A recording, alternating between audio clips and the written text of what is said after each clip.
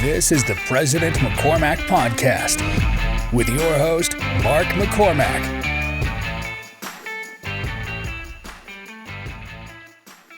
Oh, you got the soccer shirt on today. So which one? Whose is that? Wrexham. Oh, Wrexham. Yeah. Oh, okay. Have you seen the documentary?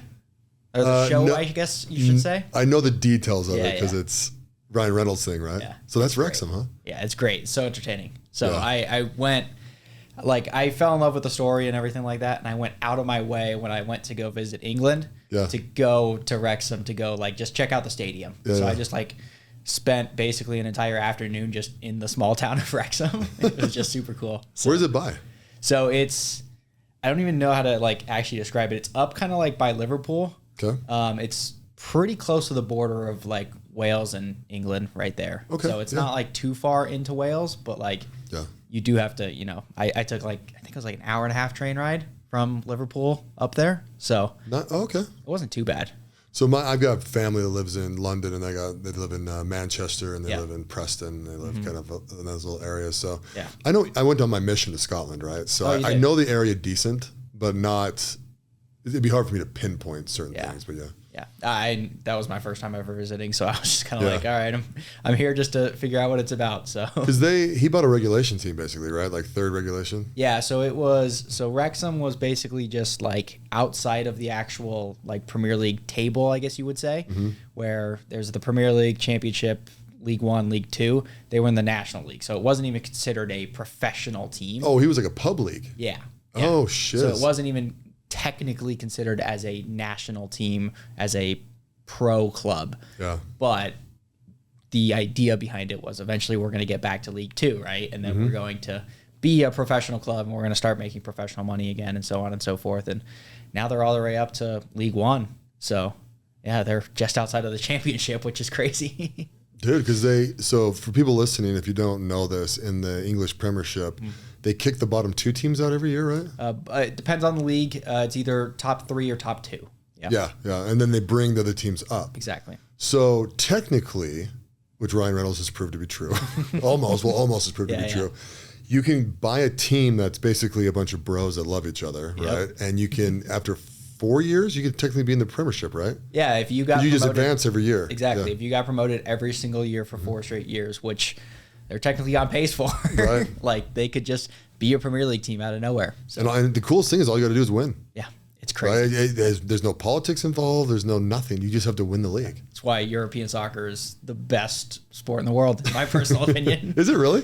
I think so. I think there's no other aspect where you have that, right? Where you have there's pressure to win games, right? There's pressure to not be one of the worst 3 teams. Because if you're one of the worst 3 teams, you go down a league. And when you go down a league, you lose millions of sponsors, right?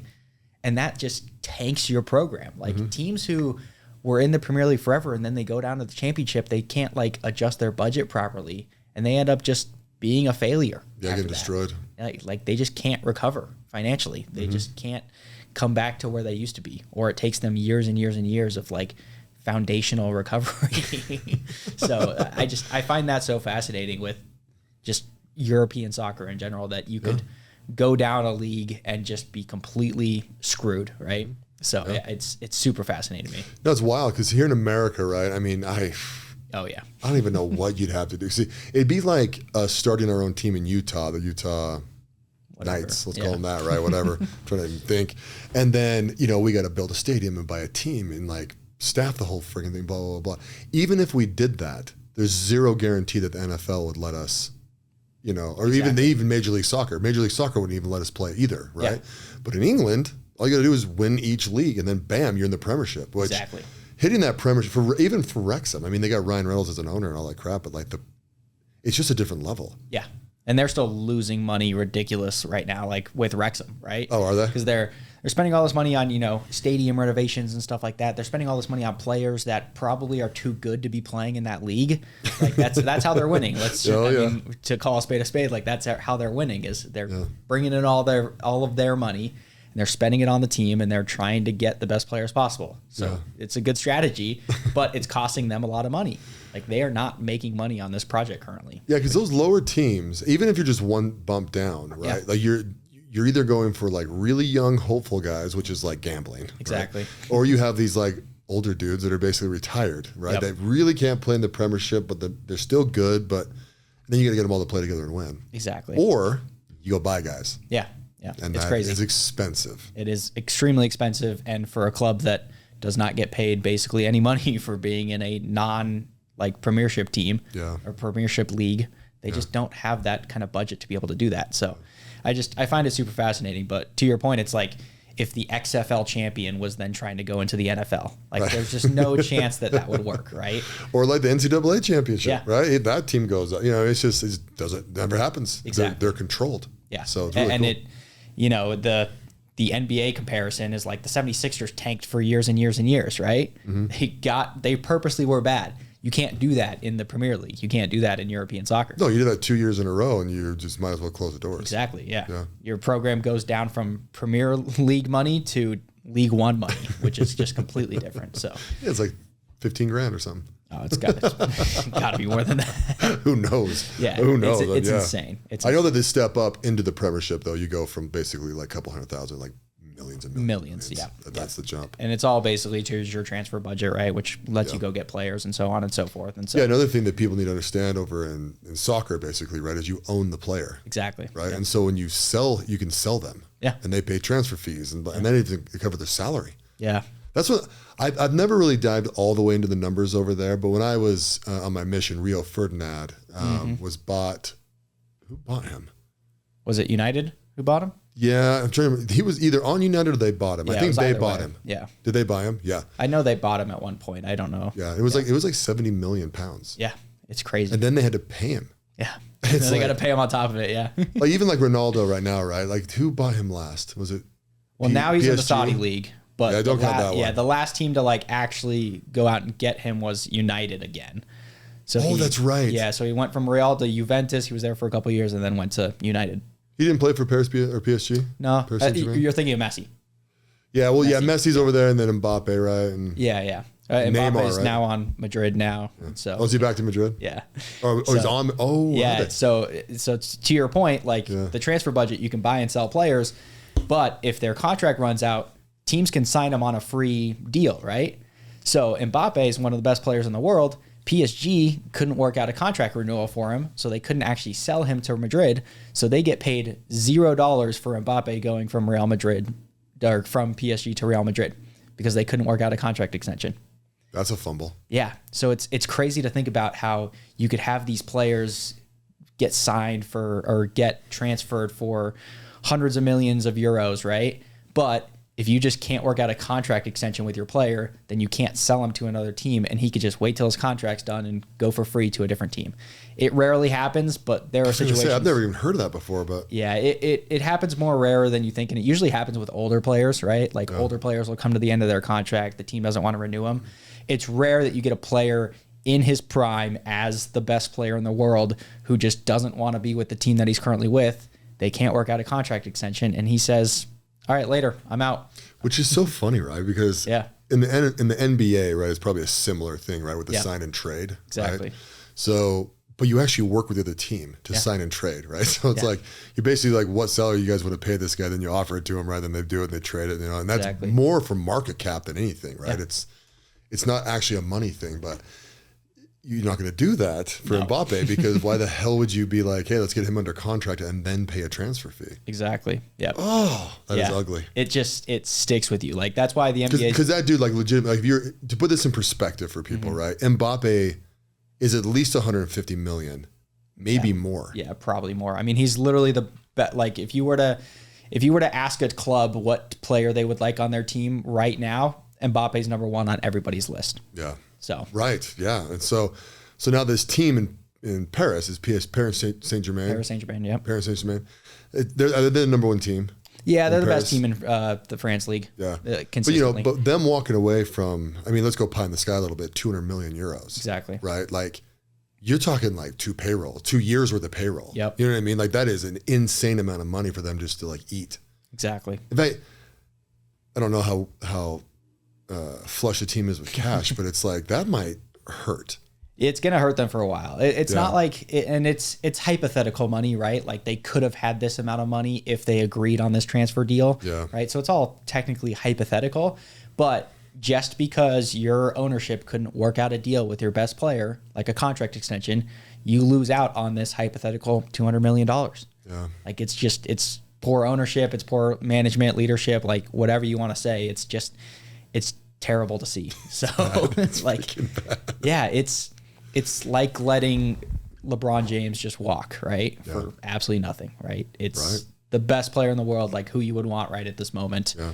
It's like letting that guy walk for nothing, right? Yeah. That's why the NBA does such a good job of the sign and trades and stuff. It's super fascinating nowadays how, the free agency window's done. That's what actually keeps me involved in sports is not 100%, but like a big portion of it is I actually like the business side of it. It's very interesting, right? And every league's totally different, right? Like take the NFL. They have the weakest players association I've ever seen. Yeah. Right. And it's like, they can't even, what do you call that? Not protest, but what's it, a lockout, like a lockout. Yeah, they can't do a lockout. Yeah, they can't because those guys need their money. Yeah, basically every league we've seen a lockout within the last 20 or so years. Like NBA just it wasn't that, like we were close to an NBA lockout just a couple years ago, right? Because their players association has gotten so much better over the years to where they can actually, stand up and fight for themselves. MLB had a lockout, NHL had a lockout. Like all these leagues have had lockouts. The NFL just can't. They like their players association is so bad, like you said, that they cannot have a lockout. They will screw themselves out of millions and millions of dollars. Yeah. And to me, it's actually how they've allowed the contracts to be written. Yeah. Okay. For example, when you're an NFL player, right, you actually get paid weekly. Yeah. And you only get paid during the season. Exactly. So when you go into the off season, these guys have no income. Yeah. Right. So then you go, 4, 5, 6 months off season, right? And then all of a sudden it's like they got to report back to camp. Well, you can't hold out then because these guys have no money. Yeah. Because one of the things about the NFL that people really don't get, most people guys don't make that much. No, not at all. They just don't. Especially the guys on rookie deals, right? Like you look at a guy like I'm a Dallas Cowboys fan, so I know this very well off right now. But you look at a guy like CeeDee Lamb, who doesn't have a contract extension right now. He's still on his rookie deal. He doesn't have those massive guaranteed dollar figures that you see. Right? Yeah. Dak doesn't have a contract. He already got his rookie year contract extension, so he's still being paid very well. But like Dak doesn't have a contract extension. If he goes out into the open market, he's going to get $60 million a year guaranteed money because of just how the market's set up. Right? Absolutely. That's the other thing too, is the guaranteed money that they have nowadays in the NFL. It makes it so much like freer for the NFL to like have these contracts where they can just be like, hey, here's your money guaranteed. Doesn't necessarily have to go against the salary cap depending on how you kind of maneuver it, right? Yeah. So you could have these quarterbacks like Patrick Mahomes he's only like the 7th highest paid quarterback in the league or something like that. Yeah. Jordan Love is now the current highest paid quarterback in the league. And it's all of this guaranteed money that is guaranteed to their contract. But you look at all the guys who don't have guarantees in their contract and they are literally working for week to week basis, right? 100%. So, and only during the season. Yeah. There's a lot of guys in their rookie contract, and this sounds like a lot of money, but it's not. No. Make like $400,000. Yeah. $400,000 to $600,000. Now, the reason why I say it's not that much money is because you got to pay their agent fees after that. There's there's all sorts of crap that actually comes out of that dollar amount. And outside of taxes and everything, right? I mean, they're probably getting a third of it. Yeah. Probably, right? And so... but then they're locked up, right? It's not like a normal person with a normal job. No. They can't just go work and do different things. It's like it's kind of wild. And then you have these quarterbacks. I thought I'll die on this hill. I think the Patrick Mahomes contract is stupid, right? It's stupid actually good or stupid bad. Bad. Okay. Stupid bad for the team. So last year I was trending to be correct, right? And then somehow those guys pulled it out of their ass at the end of the season and actually won the Super Bowl, which I was like, it's the first time I was like, okay, I'll get on the train of Patrick being one of the best. He's definitely not the best. You got to get a lot more rings for me to bend that knee. But I'm like, you're going to run out of money to pay other players, right? The magic in the teams the last, let's just say 10 years, right? It's Tom Brady, number one, taking way less money than he could. Yeah. Right. The other thing is teams actually building around rookie quarterbacks and winning Super Bowls. Yeah. Right. It's interesting with Patrick Mahomes' case because he signed the massive extension and then all the stuff came out afterwards about how he could manipulate it properly to get the team under salary cap and stuff like that. That's why they were able to re-sign Chris Jones. Chris Jones was in a holdout at the beginning of last year. Patrick Mahomes was able to restructure his contract to where they were able to re-sign Chris Jones, right? So they've got the money tied up in these players, but they're still being smart about maneuvering it. I think NFL teams are getting better at that, which is all right, how do we restructure contracts so we can free up salary cap so we can sign X player, Y player, whatever, right? In the Chiefs case, it was Chris Jones is a huge part of the defense. He's one of the best defensive players in the league. How do we re-sign him, make him happy, and then how do we develop the defense on top of that, right? Like, they're two cornerbacks who are both studs. They're both on rookie deals. Like, absolutely, they nailed their rookie picks. Dude, most of their wide receivers are freaking on, cheap deals, I'll say. Exactly. Rashee Rice is a rookie. They just signed Hollywood Brown for like nothing. He's been a top tier like NFL wide receiver for a while. They were just able to sign him for, I think it was like $8 million a year or something like that, right? Yeah. It's stuff like that the good NFL teams understand, like the Chiefs, and the bad NFL teams do not understand. Yeah. And it's what creates such like parity in the NFL, which I find super fascinating, is the parity in the NFL compared to other sports. But the teams who don't understand it and aren't willing to spend the money, they will never win. They just won't. Right? The Jets. And the Jets will try as much as they want to. They'll kind of try. But they will never win. And here's one of my major things with it, right? Is it's like, you can see the salaries, right? Outside the quarterback, the next highest paid person on the team is a left tackle. Yeah. Right? And then it's really all the linemen. Exactly. Right? Because you have to have the best line. Yeah. It doesn't matter how damn good your quarterback is. You can't do jack shit. Exactly. Right? Unless you've got a freaking fantastic solid line. So my fantasy, which I don't win my fantasy leagues every year, but like, I get top 3 most of the time. Yeah. Right?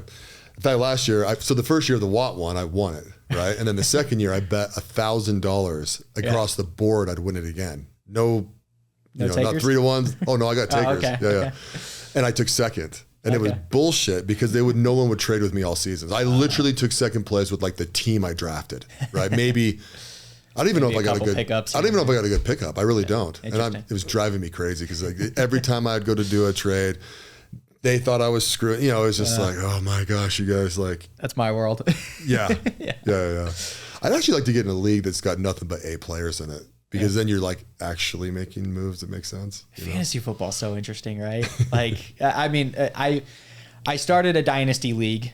So I don't know if you're on this new dynasty trend where you keep your same team year after year after year and you're only drafting rookies. Yeah. But I started this league. I started a Watt league as well, right? Yeah. And so it's like there are so. Are you in the Watt league that I'm in?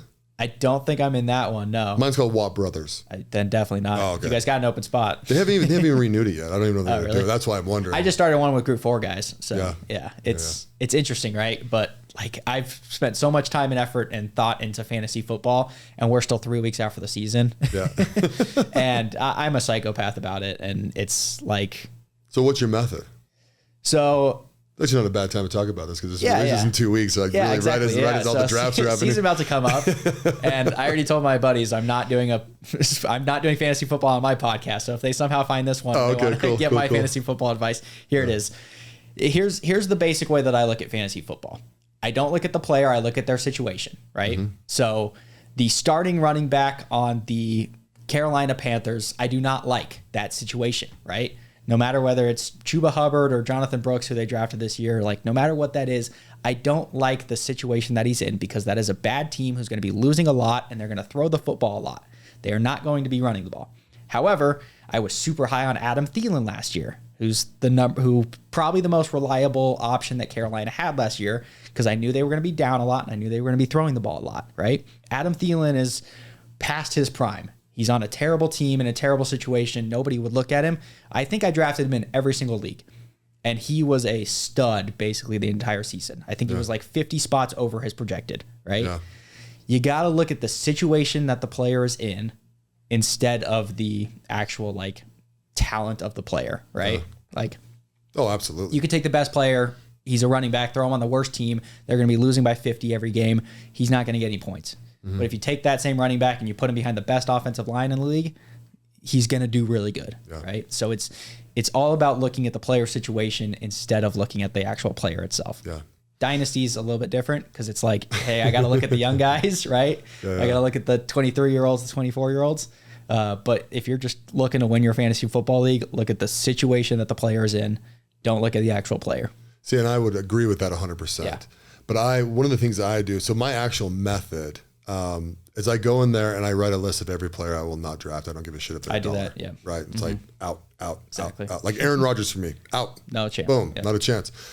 I will not draft him. I will not trade for him. These are my black marks. Don't touch these dudes, Exactly. right? Yep. Get those things out of the way. And then I literally go and I look at the 5 top offensive lines. Yep. And those are the guys that I pretty much build my wish list of quarterbacks and wide receivers off of that, right? And then I do exactly what you do with the running backs after that. I go, okay, now running backs. Exactly. You know, I've got different criteria for each one, blah, blah, blah. Yep. Age is a big one, right? Yes. Like you turn 30 during the season, most likely I'm not going to draft you, and I don't give a crap. Like Derrick Henry, right? Isn't Derrick Henry getting 30?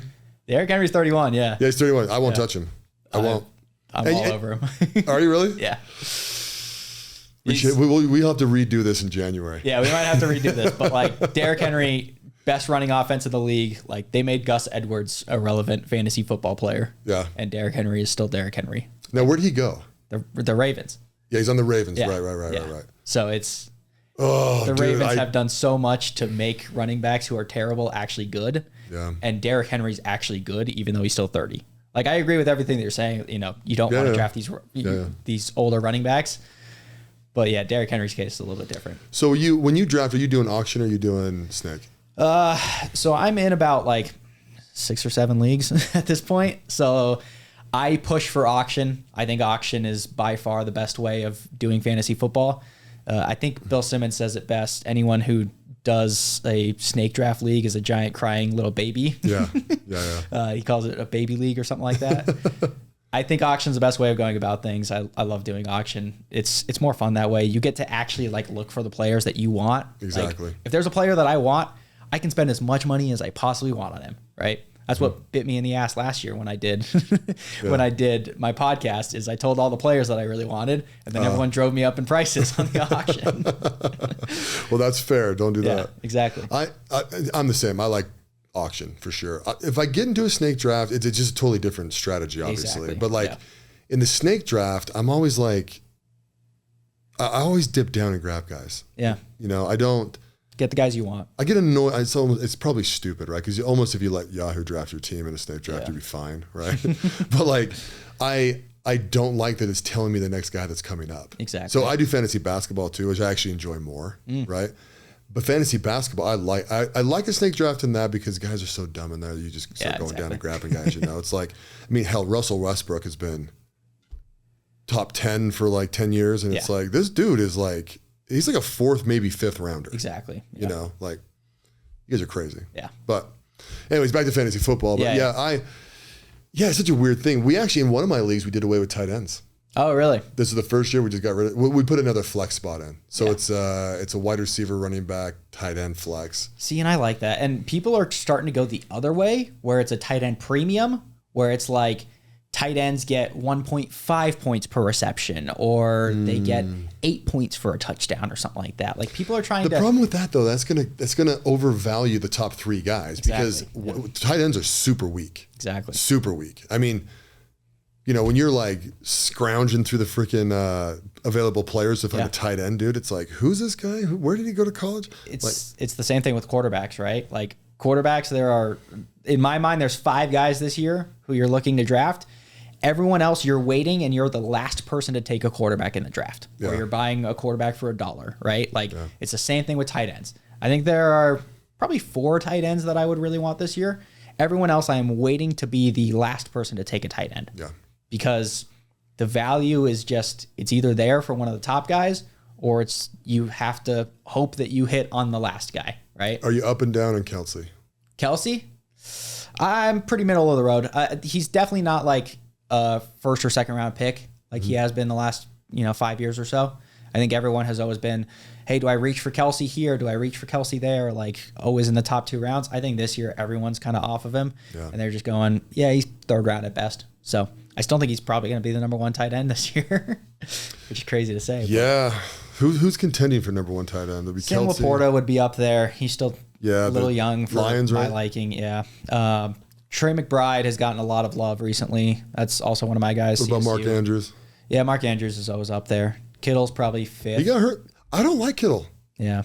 I don't like drafting him. I don't. He's wildly inconsistent. Well, great player, but for me, that's the 49ers' fault. Like, for sure. 49ers, they don't throw the ball enough for me to really care about their tight end, right? Like, kind of goes back to that mindset of where's the team at, right? Situation, yeah. So it's interesting. You got Christian McCaffrey in the backfield. Why would you pick the tight end? Yeah. It's insane. And their other tight end actually is pretty good too, right? What's his name? Their other tight end? Yeah. I don't know who their other tight end would be. It's You're not thinking of Kyle Juszczyk, their fullback, are you? No, you're right though. I'll think about it. Yeah. They have another tight end that's pretty good, but he gets nothing. Yeah. Right? Exactly. It's all about the situation that they're in, and Kittle, it will be consistent comparatively to some of the other guys, right? Like everyone fell in love with Pat Freiermuth last year, for example, on the Steelers. He had nobody throwing to him, right? Yeah. But everyone was like, yeah, he's got huge potential. Like he could definitely, climb up there and be one of the best. But he was so inconsistent last year, right? Yeah. Couple games with 1 or 2 catches. You just can't have that. At least Kittle, you know what you're going to get, right? Yeah. It's kind of the reason why Brandon Ayuk and Deebo Samuel have been so good over the last couple of years. So it's fascinating. Yeah, there's some good talk. Brandon Ayuk. Yeah. it goes back to this, contract situation, right? These wide receivers and running backs want these nice contracts. They want to be guaranteed money like the quarterbacks, but they just cannot get them, right? Yeah. I think part of it is Calvin Johnson's fault, Megatron. Because when you think about it, like he was the best wide receiver in the league for how many years? Long time. And then just decided to retire at 31. Mm-hmm. Like there are wide receivers who can go later, but nowadays, how many wide receivers do you see past 31, right? And we how many are there? Exactly. There's a lot. Yeah. There's a lot of and there's still a lot of really talented players out there, right? Mm-hmm. Like Adam Thielen I talked about earlier. Adam Thielen, I think, has crossed the 30 threshold. He did great last year. Mm-hmm. He's past his prime, but he was still good. He was still reliable, right? Yeah. And so it's kind of this game where people don't want to pay these running backs and these wide receivers huge contracts because you can go get Marvin Harrison or Malik Neighbors in the first round of the draft next year, right? Yeah. Or you can go get Jonathan Brooks. There's just so much talent coming up through the draft where you just always want to draft the next guy, right? Yeah. So, and then you just kind of fill in role players around them. Well, if you go back to the old Patriots teams, right, with like Tom Brady, it's like, who gives a shit who the wide receiver is? Because it's just dink and dunk 8 yards every freaking time. Yeah. Give me Danny Amendola. Right. He did nothing for his entire career, but as soon as he was on the Patriots, he was a reliable wide receiver. Yeah. Right? See, I think the Patriots this year are the biggest wild card. Really? New coach? I think new coach, but for me, in my mind, when I'm looking at who I want as a wild card, I want them to actually have potential to contend. Yeah. And I just don't see a world where the Patriots would contend, though. I don't think they're going to either because they're messy at quarterback. Yes. But they actually have some good bones. They do. But see, what I think is it's either do I take a wide receiver from the Patriots or do I take a running back? Yeah. Because if he goes more traditional running back, to back up a little bit. Yeah. The Patriots are a do not touch running back situation almost all the time. Now was it last year that they had Stevenson? Yeah, so I was going to say these last 2 years, Stevenson has Stevenson's really started to show. But even with that though, dude, it's he's still not quite top 10. Yeah. How did he finish? Do you remember? I think he was mid-20s. Yeah, that sounds right. He was probably drafted end of the 10s, 18 or so. Yeah, if you drafted him, you most likely got value, unless you drafted him early. But it was so hard back in the day. Even with LeGarrette Blount, right? He was so good. But there'd be a game where they're 3 yards out, and all of a sudden Bill's throwing the ball. Exactly. And it's okay, don't know what to do with this. Yeah. And so to me, the Patriots team has actually, except for Gronkowski. Yeah. Even and Tom Brady, for me, I never really played with him because people overpaid for him. Yeah. So basically, if I didn't get Gronkowski at a good price, I wouldn't touch the Patriots. Exactly. Yeah. You might touch Amendola, or not Amendola, Edelman. Prime Edelman might have been a target, but you never looked at their running backs, right? I remember the year after James White scored the game-winning touchdown in the overtime. I think that was the Falcons year where they came back. Yeah. right after that, everyone was like, James White is going to be a huge pass catcher out of the backfield. In your PPR leagues, you're going to want to get him because he's going to get a lot of receptions. And then he played maybe a third of the snaps, right? And it's crazy. False. Exactly. Yeah. It's crazy that we always get tricked into these players, right? We always get tricked into these situations. Yeah. And I'm trying to think of a good example right now, but there's always players out there who we get tricked into saying like, yeah, they're going to fit in great in this and they're going to go off. I'll look up on my phone the top, let's see here, top fantasy. And I'll tell you, I think fantasy picks 2024. Yeah, I have all of my. I was going to say, don't give away your. Let me see. So you're gonna have Christian McCaffrey number 1, I'd assume. Yep, McCaffrey number 1. Oh, perfect, right here. Breece Hall number 2. It's like, so you guys freaking kidding me? You're gonna get Breece Hall in New York Jets, dude. You got Aaron Rodgers coming back. There's all this tension on the team. No way. Breece Hall is an interesting one, right? Because like Breece Hall is also really young, so like dynasty people are looking at him. Year 2, right? Year 2? Yeah, year 2 or year 3. Year 1 was shortened by an ACL injury. Oh, okay. Basically, the entire if you look at the games that he has played, he has been a top 5 fantasy running back like over that time frame, right? And he's only 2 years into the league, so he's an impressive talent. I don't know what that team's going to look like. A lot of his points last year was because they were absolutely terrible and they just had to dink the ball off to him. Right. If they're actually good this year, I don't know what that's going to look like. But Garrett Wilson, to your example, right? Garrett Wilson's the number 1 wide receiver on the Jets. Young guy, everyone loves him. Who knows what that's going to look like with Aaron Rodgers, of almost 40-year-old Aaron Rodgers, right? And what if he gets hurt again? Exactly. You know, like you're absolutely screwed. So they've got Bijan Robinson after that, then CeeDee Lamb, Tyreek Hill, and then St. Brown, right? See, and I think like CD's the interesting one there, right? Because he could not play. He is in a holdout right now. So we've seen this happen multiple times. Le'Veon Bell was one, right? Exactly. And then right after that, Le'Veon Bell's career kind of went downhill, right? And I think CeeDee Lamb's too good of a talent for that to happen to him. And I think when he does play, he will be a top 5 fantasy wide receiver. But like he could miss a couple weeks. Yeah. So are you taking that risk? Are you saying, hey, I don't know if this is really worth it or not? So like Cooper Kupp has always been injured, right? He's always one that people look at. And it's like, do you take the possibility of what Cooper Kupp can be a couple of years ago where he won the Triple Crown wide receivers? Yeah. Or do you take a more reliable option? Do you take someone who, hey, I've seen them year after year, Tyreek Hill, for example, right? Tyreek Hill has Tua throwing to him. It's not the greatest situation, but he's going to find a way to get open. He's hard for me though, dude, because like he's a guy that like gets like 2 points in the first half. Yeah. And then all of a sudden he'll get like 25 total, and it's like, where the hell? And it's like he caught an 80-yard pass in the fourth quarter, and it's like, I can't count on this. Like, because what people, if you ever played fantasy, or if you play in fantasy, if you don't know what fantasy is, you're playing math. Yes. It's all math, right? Don't fall in love with players. It's all math. Exactly. And so, but then when you go back to talk about it, you're talking about these individual players, but you're really talking about just straight stats, right? So another one on this list that I find really interesting, and he's burned me before, is Saquon Barkley. Yep. I think he's wildly prone to injury, right? I don't know if you've ever seen him like really be excellent, but they got him top 10. He's number 10. Well, and now he's gone to Philly. And here's the question. Have we ever seen him on a good team, right? No. A good team that is now infamous for taking touchdowns away from running backs, right? Like if you're looking at Saquon from a fantasy perspective, you're looking at Jalen Hurts and saying, hey, I know that every time Jalen Hurts gets on the 2-yard line or further, he's just going to push his way to the touchdown. That might screw my running back out of 6 to 10 touchdowns a season, right? That's 60 to 80.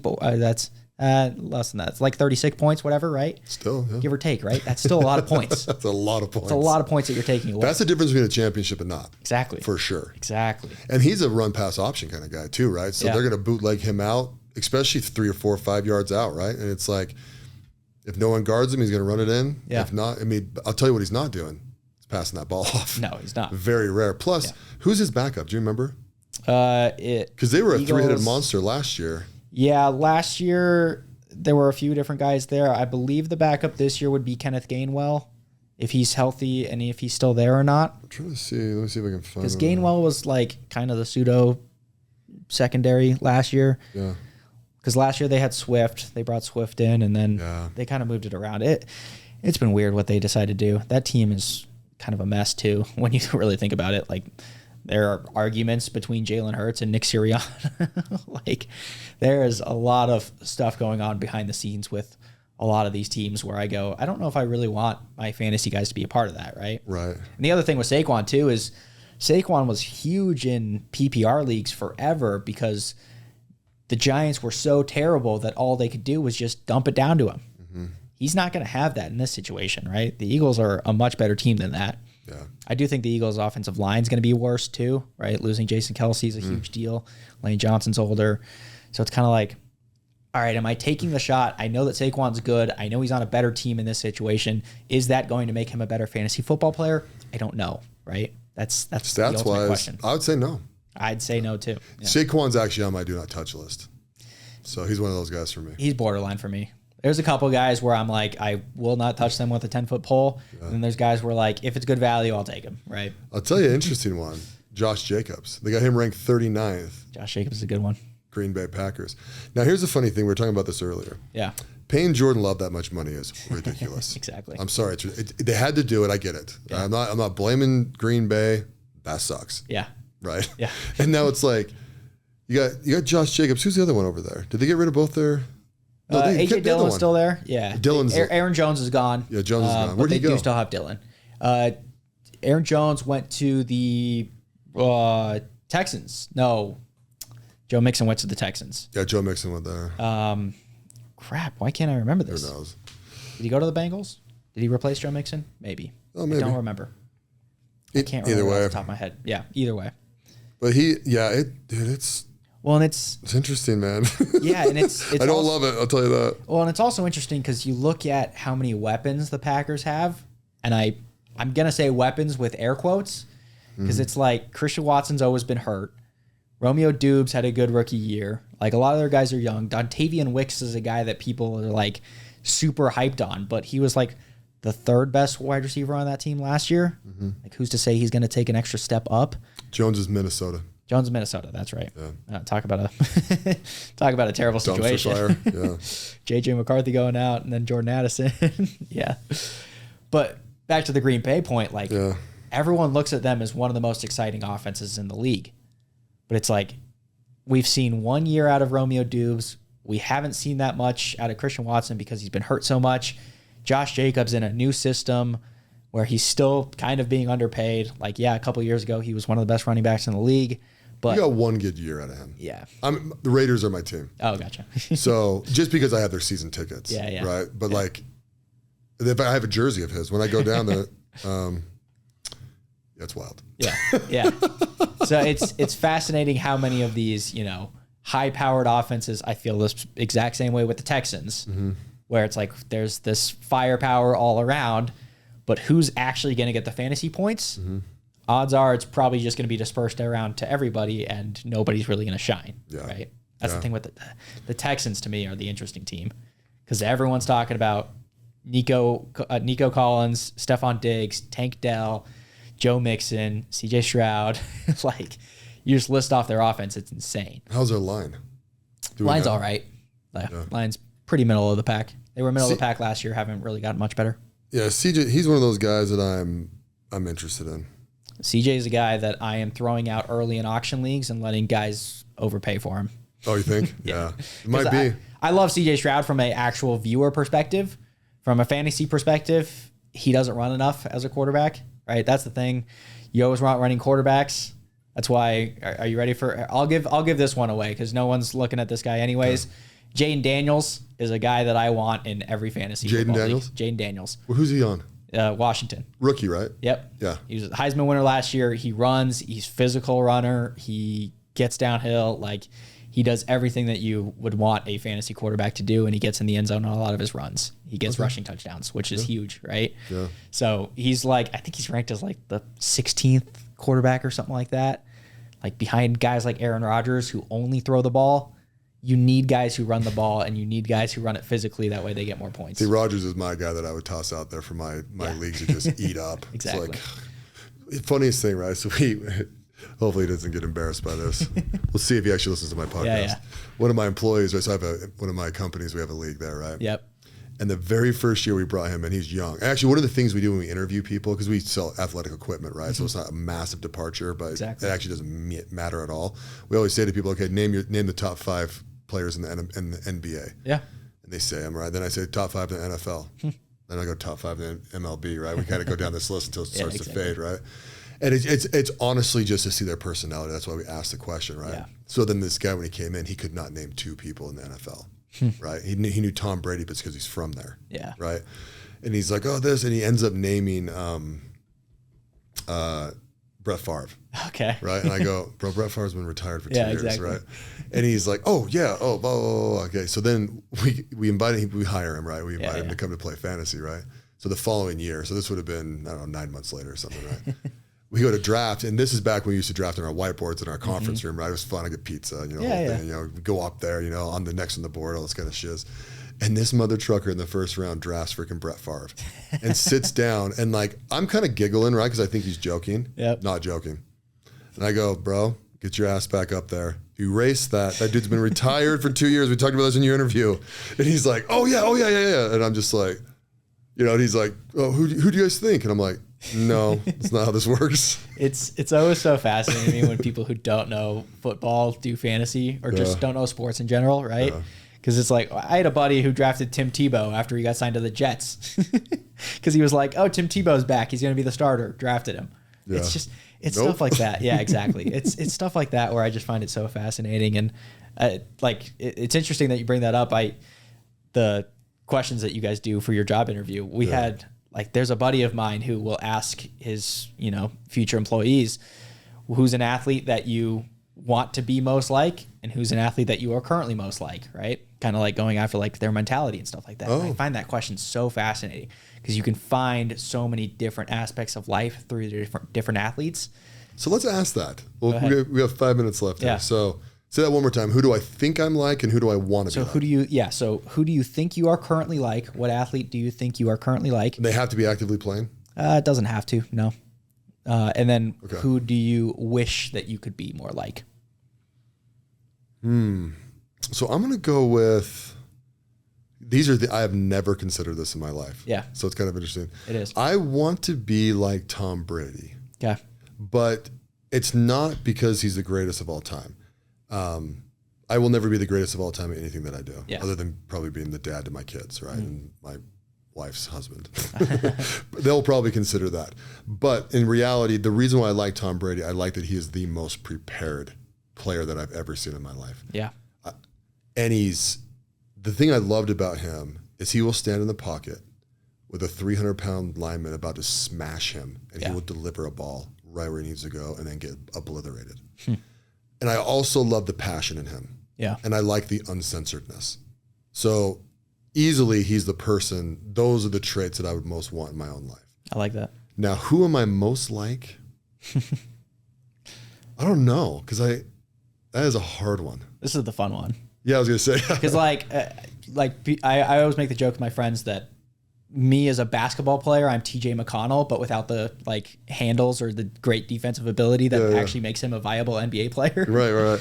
But if you were to ask me who I actually am, right? Because there are so many guys that you want to emulate in sports. Yeah. But when you really sit down and start to see who you are, when I found out this question, I referred back to Dwayne Wade. Yeah. I think Dwayne Wade is one of the, in his prime, he's one of the most self-aware players in NBA history. Yeah. He knew he was second fiddle to Shaq when Shaq came in. Mm-hmm. He knew that when he had to step up and be the best, right? I always look at myself a very self-aware person. I'm always very, hyper-focused on that. So I think Dwayne Wade was a great example of that. I've got mine. You ready? Yeah, go ahead. Shaq. Yeah. And the reason I say that is because I am sometimes the best player on the team and sometimes I'm not. Mm-hmm. And when I'm not, it's because I'm lazy. Yeah. Right? So you can put me on your team, we will most likely win. Mm-hmm. But I can be much greater than I am, and I choose not to be sometimes. Yeah. Just like him. He could have been the GOAT and it wouldn't have been close. Exactly. If he had the same drive, and I'm not going to say Michael Jordan because every person says that because he's the most nostalgic player of all time. Yeah. Just take Kobe. If you had the same drive as Kobe, done. Exactly. You're talking 10 champion, most dominant. I view him as the most dominant player of all time. Yeah. Right. Like there was 4 years for sure, if not 6, were unguardable. They had to change rules because of him. Yeah. Right. Yeah. And to your point, I mean, you can correct me if I'm wrong, but when you're locked in on something, when you put your mind to it, you're going to be the most dominant person out there. Yes. Right. Like that's the part of Shaq that people don't understand. Yeah. Is he truly was the most dominant. Yeah. And that's why Shaq's the guy I want to be like, right? Yeah. When I put my mind to something, I want to be the best at it, right? I think I do a good job of that where I can focus on something and get better at it. But when I put my mind to something, I want to be the absolute best at it. Yeah. That's why Shaq has always been kind of my idol in that way. Love that. So it's interesting that that's how you feel right now, and that's where I want to be. That's where you want to be. So who do you think you're most like now? I think Dwayne Wade is my go-to. Oh, that's okay. Yeah. You're going with that. Yeah. I think there are other athletes that I, try and idolize and emulate. Like, I feel like I do have a good work ethic, so I, follow Kobe a lot. Like the Mamba mentality is something that always stands out to me. I think the stoicism that some of these hockey players have, like the stoicism of Alexander Ovechkin, for example, is something that like I always am so fond of. Yeah. Where he's just like, I'm just gonna be the best player out there. Yeah. Right. I'm just gonna be the best. No one can do anything about that, and that's my personality. Yeah. I love that part of it. I love that, dude. That's a fun question. I'm gonna start asking that. Yeah. I might ask that on my podcast more. Yeah, exactly. That'll be your new go-to closing question. I know. I kind of need to come up with like 5 questions I ask everybody, almost like lightning round to start these things off, because I want to stimulate a little more interest in the podcast. Yeah, you definitely need to get the questions going to warm them up, and then kind of dive into it. I know podcasts a little bit, so I used to ask this. I've asked. Well, I didn't used to. I've asked this question probably 5 or 6 times, maybe more. But it was always, would you rather fight 10 100-year-olds or 100 10-year-olds? What would you do? This is like a drunk with your buddies late night kind of conversation. I think I go 100 10-year-olds. Yeah, so did I. I think it's just more viable. Yeah. It's I actually think it's easier. I think it probably is too. Yeah. You kind of overwhelm them. I saw that. So that question was asked on a little 60-second video, right, with this guy walking, and he just looks at the camera and he goes, "F them kids." And I was like, yeah, that's the kind of attitude I need, dude. Exactly. Just like, I'm gonna thug these kids left and right. That's amazing. So, well, cool, my friend. So I always ask people, you're the producer of my podcast. Yeah, exactly. What's your best advice? My best advice is to focus on the little things. I have always been very in my head for a very long time, for most of my life, where everything can feel like the world is coming down on you, right? Like this week I've spent a lot of time on fantasy football and it feels like it's overcome my life, but it's something that I really enjoy. So when you can find those little things that you just really enjoy, hyperfixate on them, hyperfocus on them, pay a lot of attention to them, because when you focus on the little things and really enjoy them, it makes the hard things that stress you out feel less big. Yeah. So that's always been my philosophy.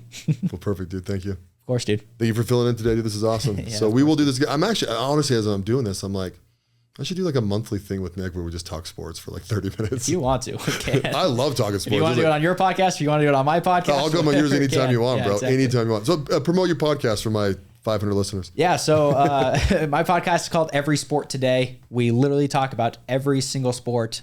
Football season's right around the corner, so we will be talking a lot of football. Recently, during the off season of kind of all these sports, we've been doing sport movies where we like break down sports movies. So we did Jerry Maguire, we did Moneyball, we did Big Lebowski, which isn't really a sports movie, but we want to do it anyways. So we might start doing a little bit more of those. They're just fun to, break down movies in different ways and stuff like that. So I've been doing that too. Every Sport Today. Go check it out. Perfect. All right. Thanks, buddy. Thanks. Thanks for listening to the President McCormack Podcast, brought to you by McCormack Foundation, Saxton Fund, ADP Lemco, and Professional Floor Systems. Make sure you subscribe to the podcast and keep up with Mark on Instagram @President McCormack.